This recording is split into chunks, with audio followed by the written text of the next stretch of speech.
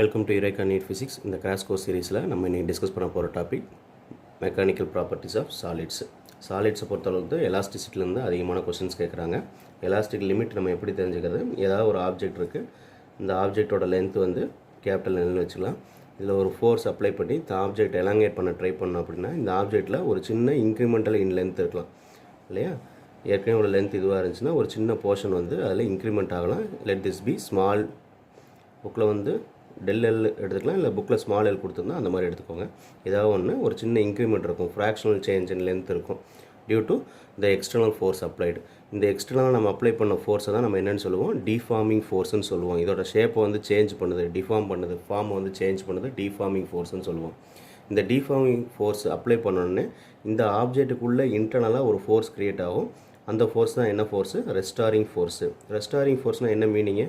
இந்த எக்ஸ்டர்னல் ஃபோர்ஸை நம்ம வெளியே எடுத்ததுக்கப்புறம் இல்லை ரிமூவ் பண்ணதுக்கப்புறம் இந்த ஆப்ஜெக்ட்டு இது வந்து ஒரு ரப்பர்னால் ஆன ஒரு டியூப்னு வச்சுக்கோங்க. இந்த டியூப்பை வந்து பிடிச்சி இழுத்து எலாங்கேட் பண்ணுறோம்.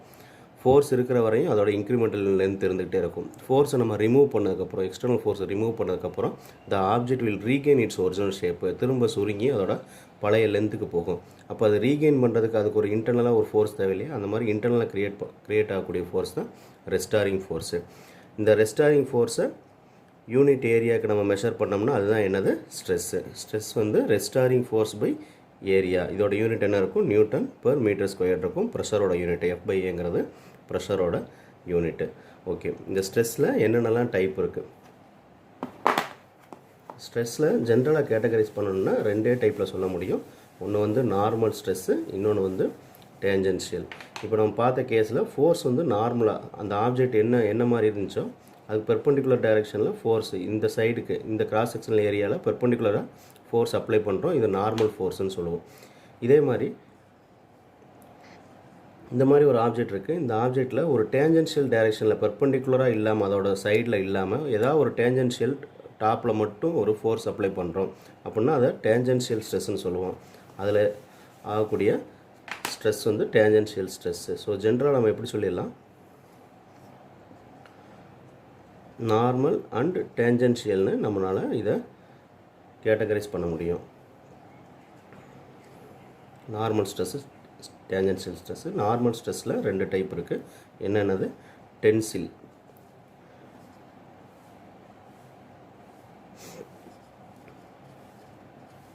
டென்சிலும் கம்ப்ரசிவும் இருக்குது. டென்சில் ஸ்ட்ரெஸ்ஸுங்கிறது லென்த்தில் இன்க்ரிமெண்ட் இருந்துச்சு அப்படின்னா, சேஞ்ச் இன் லென்த்துங்கிறது கூடுச்சு, லென்த்தில் இன்க்ரிமெண்ட் இருந்துச்சுன்னா அதை டென்சில் ஸ்ட்ரெஸ்னும். கம்ப்ரசிவ் ஸ்ட்ரெஸ்ஸு நேம்லேயே இருக்குது. அந்த லென்த்தில் டிக்ரிமெண்ட் இருந்துச்சு அப்படின்னா எக்ஸ்டர்னலாக ஃபோர்ஸ் அப்ளை பண்ணி ரெண்டு பக்கம் இருந்து ஃபோர்ஸ் அப்ளை பண்ணி இதோட லென்த்தை கொஞ்சம் குறைச்சிரும். அந்த மாதிரி குறைக்கிறது வந்து கம்ப்ரஸ் பண்ணியிருக்கோம், கம்ப்ரசிவ் ஸ்ட்ரெஸ்ன்னு சொல்லுவோம். டென்சில் ஸ்ட்ரெஸ்ஸுங்கிறது லென்த்தில் உள்ள எலாங்கேஷன். இப்படி உள்ள ஆப்ஜெக்டை ஃபோர்ஸ் அப்ளை பண்ணி அதோட லென்த்தை வந்து இன்க்ரீஸ் பண்ணிடுறோம். இன்க்ரீஸ் பண்ணிட்டோம்னா அது வந்து லென்த்தில் இன்க்ரிமெண்ட் இருக்கிறத வந்து டென்சில் ஸ்ட்ரெஸ்ன்னு சொல்லுவோம். சரி, இந்த மாதிரி ஸ்ட்ரெஸ் அப்ளை பண்ணுறதுனால அந்த ஆப்ஜெக்டில் லென்த்தில் இன்க்ரிமெண்ட்டும் டிக்ரிமெண்ட்டும் இருக்குது இல்லையா? அதை என்ன ஃப்ராக்ஷனல் சேஞ்ச் இருக்குது அப்படின்னு மெஷர் பண்ணோம்னா அதை தான் ஸ்ட்ரெயின்னு சொல்கிறோம். ஸ்ட்ரெயின்ங்கிறது என்னது? புக்கில் உள்ள ஜஸ்ட் ரீகால் பண்ணிக்கலாம். ஸ்ட்ரெயின்ங்கிறது del L/L. என்ன change, increment or decrement, del L எவ்வளோ இன்க்ரிமெண்ட் ஆகிருக்கு டிவைடட் பை த ஒரிஜினல் லென்த்துன்னு பார்த்தோம்னா அதுதான் ஸ்ட்ரெயின். ஸ்ட்ரெயின் வந்து ratio of two lengths. So இதுக்கு வந்து யூனிட் இருக்காது, நோ யூனிட்ஸு. ஓகே, ஹூக்ஸ் லாவில் என்ன சொல்கிறாங்க? இந்த ஸ்ட்ரெஸ் அண்ட் ஸ்ட்ரெயினை வந்து லிங்க் பண்ணியிருக்காங்க. ஹூக்ஸ் லா எல்லா புக்கில் இருக்குதுன்னு நினைக்கிறேன். ஹூக்ஸ் லாவில் வந்து ஸ்ட்ரெஸ் வந்து நம்ம சப்ளை பண்ணக்கூடிய ஸ்ட்ரெஸ்ஸுக்கு ப்ரொபோஷ்னலாக ஸ்ட்ரெயின் வந்து இருக்கும் அப்படின்னு சொல்கிறாங்க. Stress is directly proportional to the strain produced in the body. அப்போ இதை வச்சு நம்ம எழுதினோம்னா நம்ம எந்த அளவு ஸ்ட்ரெஸ் கொடுக்குறோமோ, ஸ்ட்ரெஸ்ஸுங்கிறது ஃபோர்ஸ் பை ஏரியா, எந்த அளவு கொடுக்குறோமோ அது இந்த ஸ்ட்ரெயினுக்கு வந்து ப்ரொபோஷ்னல் ரேட்டில் இருக்கும். இதை ரிலேட் பண்ணி stress is proportional to strain சொல்கிறோம் இல்லையா? ஆர் ஸ்ட்ரெஸ் ஈக்குவல் டுன்னு போட்டோம்னா சம் கான்ஸ்டன்ட்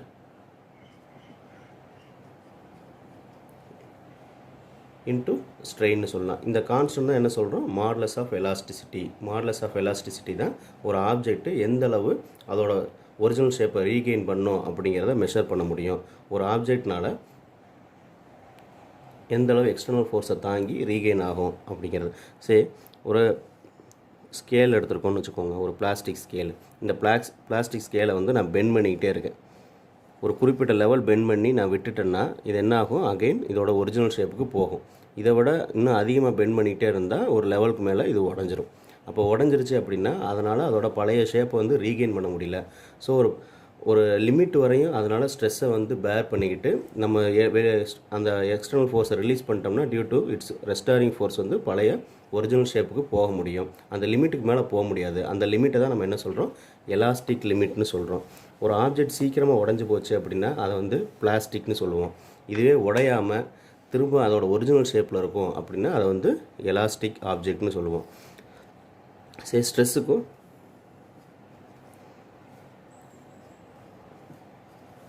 ஸ்ட்ரெயினுக்கும் ஒரு கிராஃப் போட்டோம்னா இந்த மாதிரி ஸ்ட்ரெஸ் கொடுக்க ஸ்ட்ரெயினோட ஒவ்வொரு லெவலுக்கு ஸ்ட்ரெஸ் வந்து இன்க்ரீஸ் ஆகிட்டே இருக்கும். ஒரு செர்டைன் ஸ்டேஜுக்கு மேலே அது வந்து இந்த மாதிரி கர்வ் வந்து மாறிடும். அப்போ இன்க்ரீஸ் ஆகிற வரையும் லிமிட் வந்து இந்த ஆப்ஜெக்ட் வந்து எலாஸ்டிக்காக இருக்குன்னு அர்த்தம். எங்கே பிரேக் ஆகுதோ அந்த எலாஸ்டிசிட்டி வந்து எங்கே பிரேக் ஆகுதோ அந்த ஆப்ஜெக்ட் எல்லாம் இந்த ரேஞ்சில் உள்ள ஆப்ஜெக்டை பிளாஸ்டிக் ஆப்ஜெக்ட்னு சொல்லிடுவோம். ஓகே, இந்த கட்டிங் பாயிண்ட் இருக்கு இல்லையா, பிரேக் டவுன் பாயிண்ட்டு, இந்த பாயிண்ட்டை தான் எலாஸ்டிக் லிமிட்,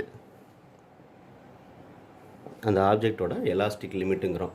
எலாஸ்டிக் லிமிட்னா என்ன, ஒரு மேக்ஸிமம் ஃபோர்ஸ், எக்ஸ்டர்னல் ஃபோர்ஸு, அது வரையும் அந்த ஆப்ஜெக்ட்டு எலாங்கேட் ஆகிட்டே இருக்கும், இல்லை கம்ப்ரஸ் ஆகிட்டே இருக்கும். அந்த ஆப்ஜெக்ட்லேருந்து அந்த எக்ஸ்டர்னல் ஃபோர்ஸை ரிமூவ் பண்ணிட்டோம் அப்படின்னா அந்த லிமிட்டுக்குள்ளே அது அகெயின் இட்ஸ் ஒரிஜினல் ஷேப்புக்கு போகும். ஒரு ரப்பர் பேண்ட் இருக்குதுன்னு வச்சுக்கோங்க, ஒரு ரப்பர் பேண்டு 2 பக்கம் பிடிச்சி எலாங்கேட் பண்ணுறோம்னா இந்த பேண்டு இன்க்ரீஸ் ஆகிட்டே இருக்கும் அதோட லென்த்தில். எவ்வளோ தூரம், ஒரு குறிப்பிட்ட லெவல் வரை இருக்கும்.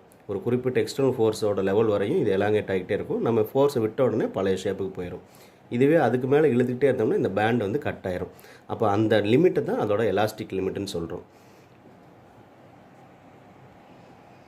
பெர்ஃபெக்ட் ரிஜிட் பாடினா என்ன, இல்லை பெர்ஃபெக்ட்லி எலாஸ்டிக் பாடி அப்படின்னா என்ன? ஆக்சுவலாக ப்ராக்டிக்கலாக பெர்ஃபெக்ட்லி எலாஸ்டிக் பெர்ஃபெக்ட்லி பிளாஸ்டிக்னு எதுவுமே கிடையாது. ஒரு ஹைப்பாத்தட்டிக்கல் கேஸ் தான். பெர்ஃபெக்ட் ரிஜிட் பாடி அப்படின்னா என்ன ஆகணும் அப்படின்னா, ஒரு ஆப்ஜெக்ட் இருக்குது, அந்த ஆப்ஜெக்ட் மேலே நம்ம ஃபோர்ஸ் கொடுத்துக்கிட்டே இருக்கோம், ஸ்ட்ரெஸ்ஸு நிறைய அப்ளை பண்ணிக்கிட்டே இருக்கோம்.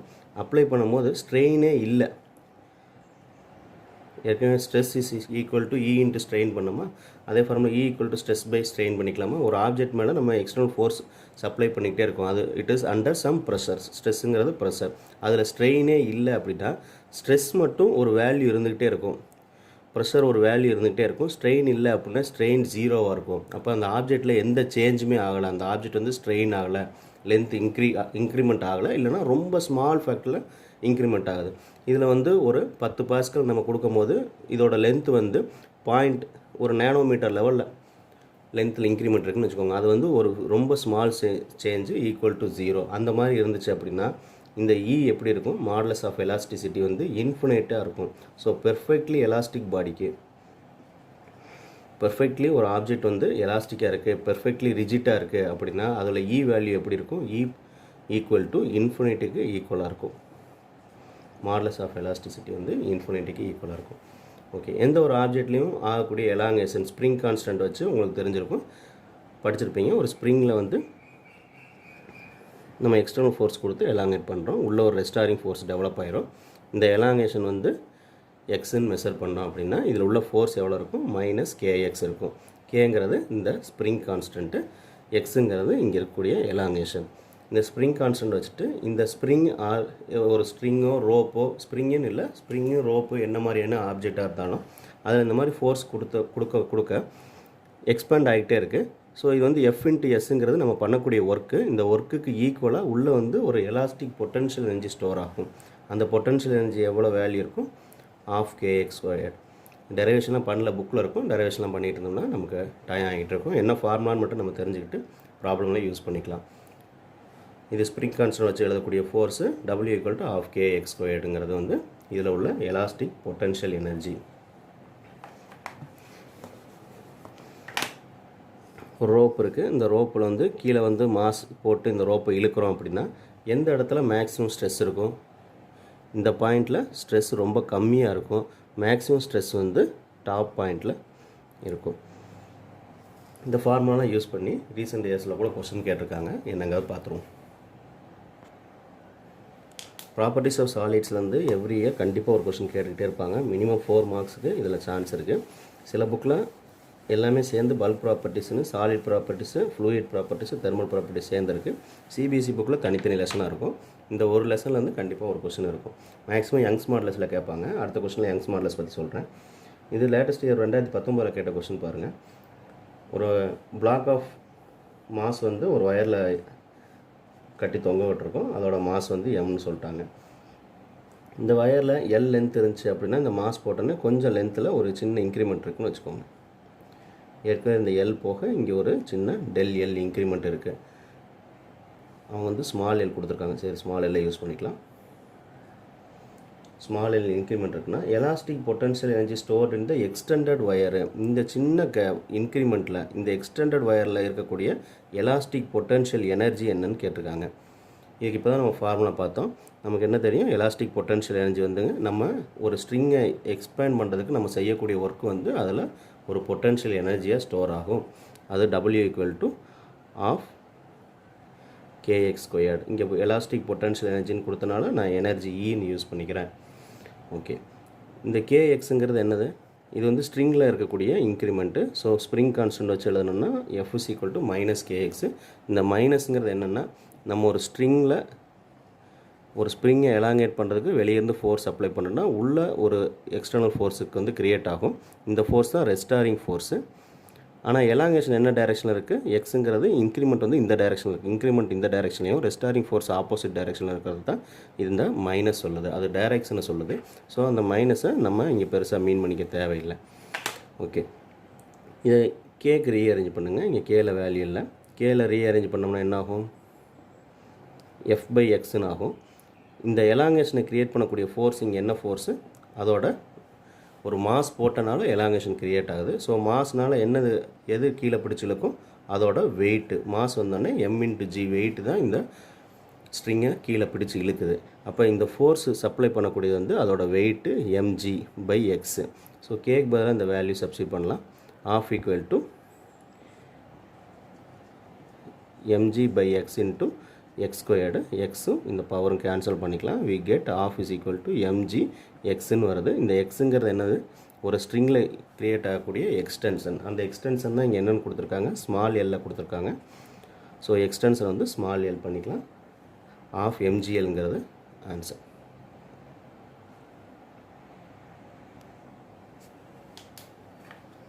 அடிக்கடி கொஸ்டின் கேட்டுக்கிட்டே இருக்கக்கூடிய டாபிக் வந்து யங்ஸ் மாடுலஸ். யங்ஸ் மாடுலஸ்ங்கிறது மாடுலஸ் ஆஃப் எலாஸ்டிசிட்டி டெரைவ் பண்ணோம் இல்லையா?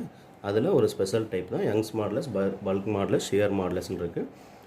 ஃப்ளூயிட்ஸ் பார்க்கும்போது நம்ம பல்க் மாடுலஸும் ஷியர் மாடுலஸும் பார்த்துக்கலாம். இங்கே யங்ஸ் மாடுலஸ்ங்கிறது = நம்ம என்ன பண்ணோம்? ஹூக்ஸ்லால் ஸ்ட்ரெஸ் பை ஸ்ட்ரெயின் எழுதணும் இல்லையா? இந்த ஸ்ட்ரெஸ் பை ஸ்ட்ரெயினை ஸ்ட்ரெஸ்ஸுங்கிறது F/A, ஸ்ட்ரெயின்ங்கிறது என்னது? ΔL/L பண்ணோம் இல்லையா? இதை ரெசிப்ரோக்கலாக போட்டு மல்டிப்ளை பண்ணிக்கலாமா? ஸோ L/Δlன்னு வருமா? டினாமினேட்டில் இருந்துச்சுன்னா ΔL L மேலே போயிடும். FL/A × ΔLன்னு வரும். இதைத்தான் நான் இங்கே யங்ஸ் மாடுலஸ்ன்னு சொல்கிறோம். சாலிட்ஸ்க்கு எழுதுனா இது வந்து யங்ஸ் மாடுலஸ். இதே இது லிக்விட்ஸில் வால்யூம் வச்சு பண்ணோம்னா பல்க் மாடுலஸ்ன்னு இருக்கும். ஷியர் மாடுலஸ் அடுத்து சொல்கிறேன். ஸோ Y = FL/A × ΔLங்கிறது யங்ஸ் மாடுலஸ் ஆஃப் ரிஜிடிட்டின்னு சொல்லுவோம். இது வந்து ஒன்லி ஃபார் சாலிட்ஸ்க்கு தான். சாலிட்ஸ்க்கு மட்டும்தான் யங்ஸ் மாடுலஸ் இருக்கும். அதோட லென்த்தில் இன்க்ரிமெண்ட் இருந்தால் தான் நம்ம யங்ஸ் மாடுலஸை கால்குலேட் பண்ணுவோம். பியூர்லி இது ΔL/L லென்த்தில் ஆகக்கூடிய இன்க்ரிமெண்ட்டை பற்றி தான் டிஸ்கஸ் பண்ணுது. இந்த யங்ஸ் மாடுலஸ் இருந்தால் ரெகுலராக கொஷின்ஸ் கேட்டுகிட்டே இருக்காங்க. 2018 கேட்ட இந்த கொஷினை பாருங்கள்.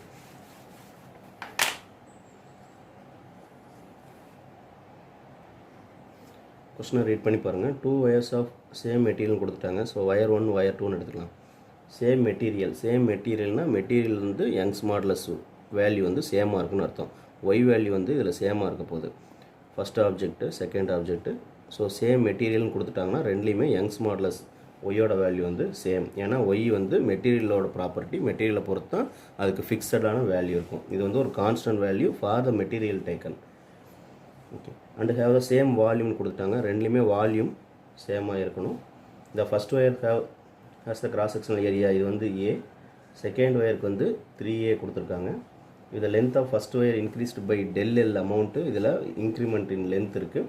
On applying a force F. ஓகேவா. How much force is needed, இங்கே ஃபோர்ஸ் என்னன்னு கேட்குறாங்க. ஸோ எஃப் டேஷ் என்ன, needed to stretch the second wire by the same amount, அதையும் சேம் அமௌண்ட்டு ஸ்ட்ரெச் பண்ணுறோம். அப்போ டெல்லும் இதில் காமனாக இருக்குது.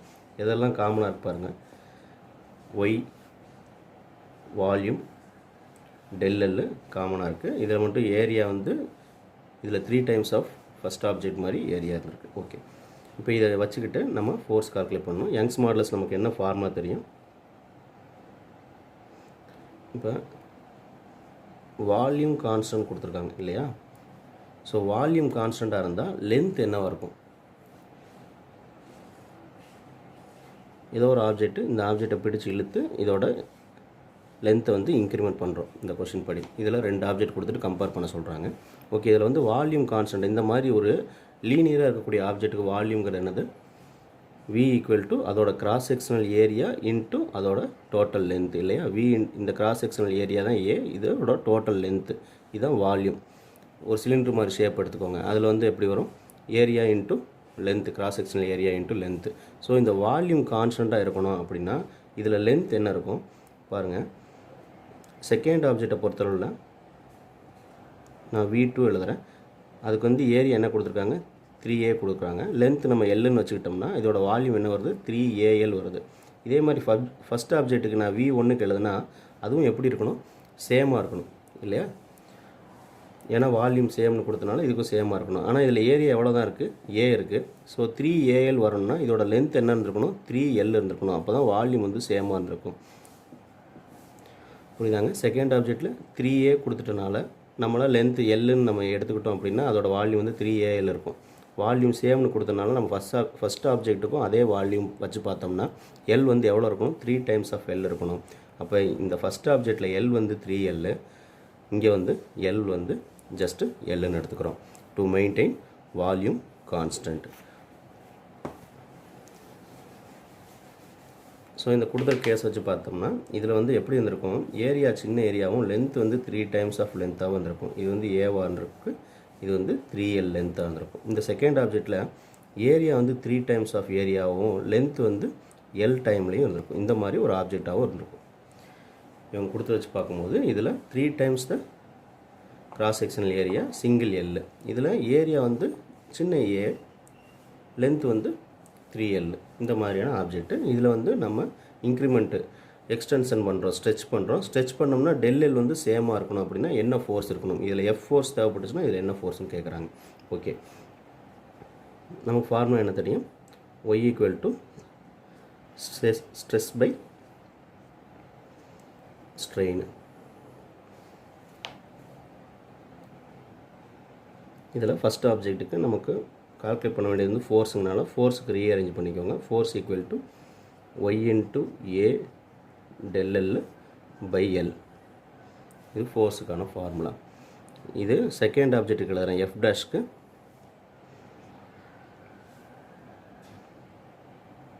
ஃபஸ்ட் ஆப்ஜெக்ட்னா ஒய் தான், ஏங்கிறது வந்து ஏ தான், இது del L.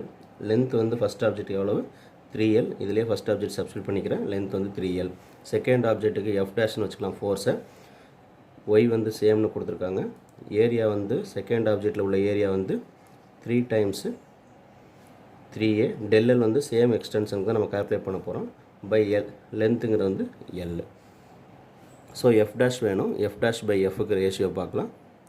F dash first எழுதிக்கோங்க, Y 3A del L divided by L.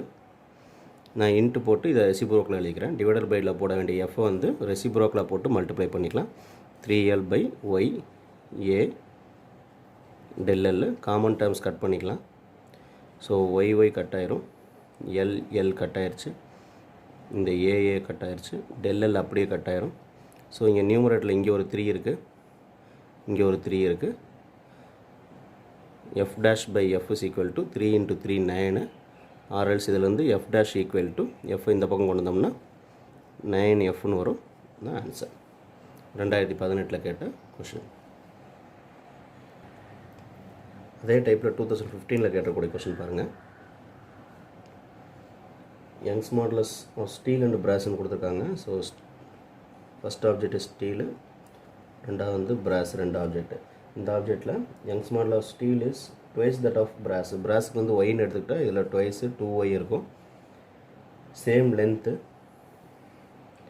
Same area of cross section, ரெண்டுலேயும் ஏ தான். and suspended by a same roof if you want to lower the ends of wire to be same level னு கொடுக்குறாங்க. அப்போ same level expand பண்ணோம்னா இதில் உள்ள del Lனா இதுலேயும் del L தான். ஓகே, என்ன வெயிட் ஆட் பண்ணணும், என்ன ரேஷியோவில் வெயிட் ஆட் பண்ணணும், இந்த same level of extension create பண்ணணும்னு கேட்குறாங்க. வெயிட்டுங்கிறது இங்கே என்னது, ஒரு ஸ்ட்ரிங்கை பிடிச்சி நம்ம கீழே இழுக்கிறோம், கீழே இழுத்தோம்னா இதில் வெயிட் ஆட் பண்ணுறோம். இந்த வெயிட் தான் நம்ம என்னென்னு கால்குலேட் பண்ணுறோம், ஃபோர்ஸு இல்லையா. யங்ஸ் மாடலில் வரக்கூடிய ஃபோர்ஸ் தான் இந்த வெயிட் அந்த ஃபோர்ஸை சப்ளை பண்ணுது. ஸோ வெயிட்டோட ரேஷியோ கேட்குறோம், வெயிட் ஈக்குவல் டு ஃபோர்ஸு. இதில் சம் எஃப் டேஷாக இருந்துச்சுன்னா அதுக்கு உள்ள ரேஷியோ கேட்குறாங்க. ஸோ லாஸ்ட் ப்ராப்ளம் மாதிரியே செய்யலாம். நமக்கு என்ன தெரியும், Y equal to F by A del L, மேலே வந்து எல் வரும். ஃபோர்ஸில் கேட்கறனால ஃபஸ்ட் ஆப்ஜெக்ட்டுக்கு எழுதுகிறேன், F is equal to Y A del L by எல்னு வருமா.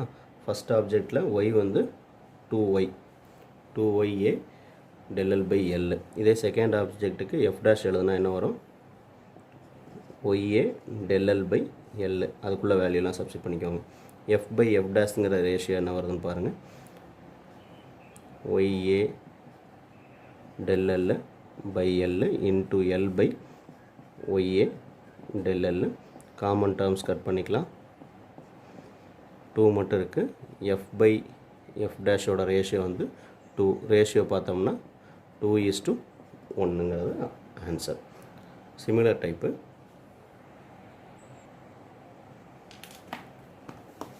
டூ 2013 கேட்ட இந்த கொஷனில் 4 டிஃப்ரெண்ட் லென்த்து கொடுத்துட்டாங்க, டயாமீட்டர் கொடுத்துருக்காங்க. எதில் வந்து எக்ஸ்டென்ஷன் ரொம்ப அதிகமாக இருக்குன்னு கேட்குறாங்க.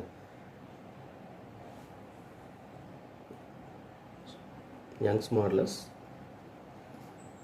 Y equal to F by A del L நியூமரேட்டரில் ஒரு எல்.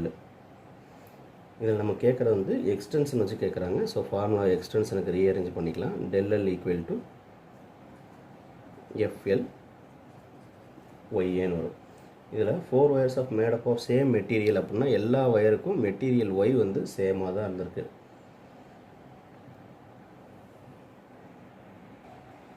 டென்ஷன் கேட்குறாங்க, when same force is applied, same tension apply பண்ணும்போது அதில் உள்ள எக்ஸ்டென்ஷன் கேட்குறாங்க. அப்போ எஃப்பும் எல்லாத்துலேயும் காமனாக தான் இருக்குது. அப்போ ஒவ்வொன்றில் இருக்கக்கூடிய லென்த் வந்து எதுக்கு ப்ரொபோஷனலாக இருக்கும், எல் பை ஏக்கு ப்ரொபோஷனலாக இருக்கும் இல்லையா. எல்லாத்துலேயுமே ஃபோர்ஸும் டென்ஷனும் யங்ஸ் மாடுலஸும் சேம் மெட்டீரியல் கொடுத்தனால யங்ஸ் மாடுலஸும் சேமாக இருந்துச்சு அப்படின்னா இந்த எக்ஸ்டென்ஷன் இன் லென்த் வந்து எதை டிபெண்ட் பண்ணியிருக்கு, லென்த்தையும் அதோட கிராஸ் செக்ஷனல் ஏரியாவையும் டிபெண்ட் பண்ணியிருக்கு. அதனால தான் ஒவ்வொரு ஆப்ஷனையும் லென்த்தும் டயாமீட்டரும் கொடுத்துருக்காங்க.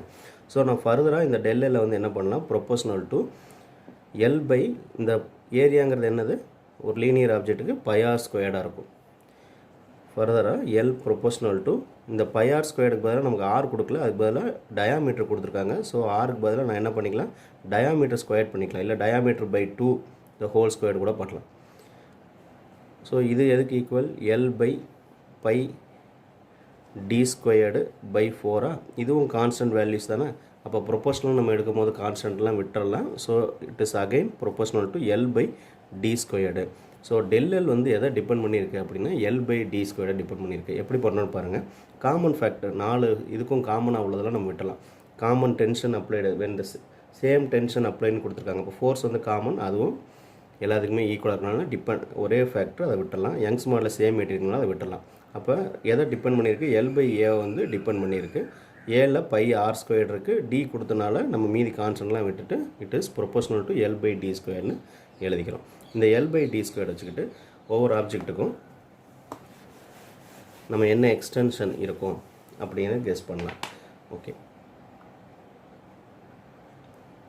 del 1 ஆப்ஷன் 1க்கு பண்ணுறேன். லென்த் வந்து 100 சென்டிமீட்டர் கொடுத்துருக்காங்க. It is proportional to L by D ஸ்கொயர்னா 100 சென்டிமீட்டர். யூனிட்லாம் கன்வெர்ட் பண்ணாங்க, எல்லாத்துலேயுமே ஒரே யூனிட்டாக தான் இருப்பாங்க. லென்த் வந்து எல்லாத்துலேயும் சென்டிமீட்டராகவும் டயாமீட்டர் எல்லாத்துலேயும் மில்லிமீட்டராக கொடுத்துருக்காங்க. அதனால் கன்வர்ஷன் வந்து தேவையில்லை. ஒவ்வொன்றில் ஒவ்வொரு மாதிரி இருந்தால் சிமிலர் யூனிட்டுக்கு கன்வெர்ட் பண்ணிக்கலாம். ஜஸ்ட்டு நியூமரிக்கலாகவே வச்சு பண்ணலாம்.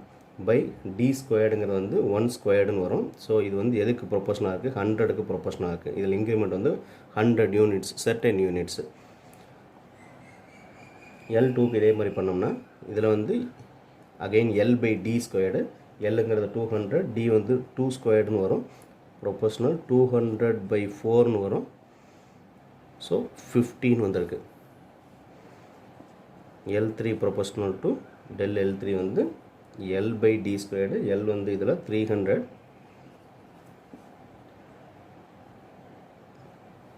பை 3 ஸ்கொயர்டு, 300 பை 9, 100 பை 3 வரும், 33.33 வரும். del L4 50. நம்ம என்ன நினைப்போம், இந்த 50 இதோட வேல்யூ லென்த் ரொம்ப கம்மியாக இருக்குது, அதனால் எக்ஸ்டென்ஷன் இதில் ரொம்ப கம்மியாக இருக்கும்னு நம்ம கெஸ் பண்ணுவோம். நான் ரிசல்ட்டு பாருங்கள். டயாமீட்டர் வந்து 0.5 கொடுக்குறாங்க. நான் 1/2ன்னு எழுதிக்கலாமா, 0.5 whole squared. Proportional to 50 by 1/4ன்னு வரும். 4 நியூமரேட்டருக்கு போச்சுன்னா 200ன்னு வரும். எக்ஸ்டென்ஷன் இதில் தான் ரொம்ப அதிகம். நாளை கம்பேர் பண்ணும்போது இதில் தான் எக்ஸ்டென்ஷன் அதிகம், ஏன்னா அதோட டயாமீட்டர் வந்து ரொம்ப கம்மியாக இருக்குது. இந்த மாதிரி இது கால்குலேட் பண்ணிக்கலாம்.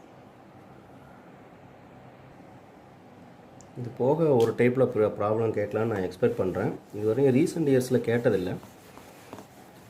எக்ஸ்டர்னலாக வெயிட்டே கொடுக்காம இந்த டைப்பில் கேட்டாங்கன்னா ஒரு சின்ன சேஞ்ச் பண்ணிக்கோங்க. ஒரு ரூஃப் இருக்குது. ரூஃபில் வந்து ஏதாவது ஒரு நல்ல வெயிட்டுள்ள ஆப்ஜெக்ட் லீனியராக, சரி இது வந்து ஒரு பெரிய ரப்பர் டியூப், நல்ல ஹெவியான ரப்பர் டியூப், ஒரு 50 கிலோ 100 கிலோ உள்ள மாதிரி ஒரு ரப்பர் டியூப் இருக்குன்னு வச்சுக்கோங்க. இந்த டியூப்பு எக்ஸ்டர்னலாக வெயிட் போடாமல் நம்ம ஃபோர்ஸ் கொடுக்காமே எலாங்கேட் ஆகும் இல்லையா? அப்போ இது வந்து அதாவது stretched or increment in length by its own வெயிட்டுன்னு கொடுப்பாங்க.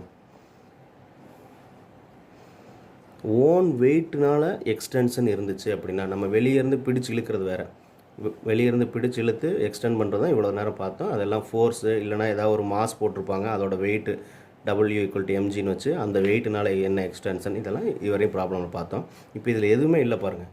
Just it is hanging. இந்த மாதிரி ஒரு பெரிய ரப்பர் டியூப்பு இல்லை நல்ல மாஸ் அதிகமாக உள்ளக்கூடிய ஒரு ரோப்பு, இந்த மாதிரிலாம் கொடுத்துட்டு இட் இஸ் ஹேங்கிங் ஃப்ரீலி, எந்த அடிஷ்னல் வெயிட் இல்லாமல் ஃப்ரீயாக இருக்குது. அப்போ இதில் எக்ஸ்டென்ஷன் இருக்குமா அப்படின்னா எக்ஸ்டென்ஷன் கண்டிப்பாக இருக்கும். டியூ டு இட்ஸ் ஓன் வெயிட்னால ஒரு சின்ன எக்ஸ்டென்ஷன் இருக்கும்.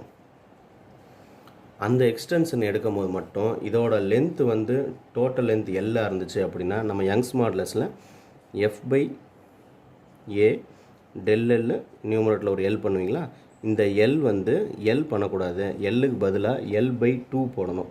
இந்த ப்ராப்ளம் கேட்பாங்கன்னு எனக்கு தோணுது. L/2 போடணும். இது எதனால் அப்படின்னா, ஓன் வெயிட்னால எக்ஸ்பெண்ட் பண்ணோம்னா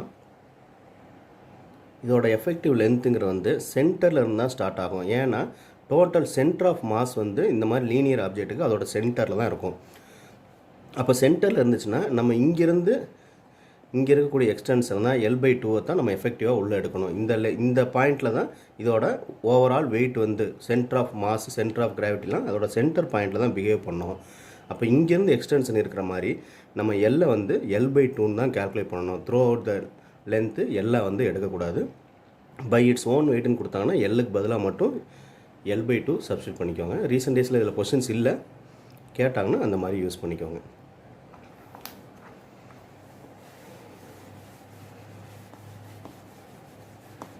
இன்றைக்கி இங்கேயோட ஸ்டாப் பண்ணிக்கிறேன். அடுத்த வீடியோவில் சாலிட் ப்ராப்பர்ட்டிஸ் வந்து டிஸ்கஸ் பண்ணலாம். தேங்க்யூ ஃபார் வாட்சிங்.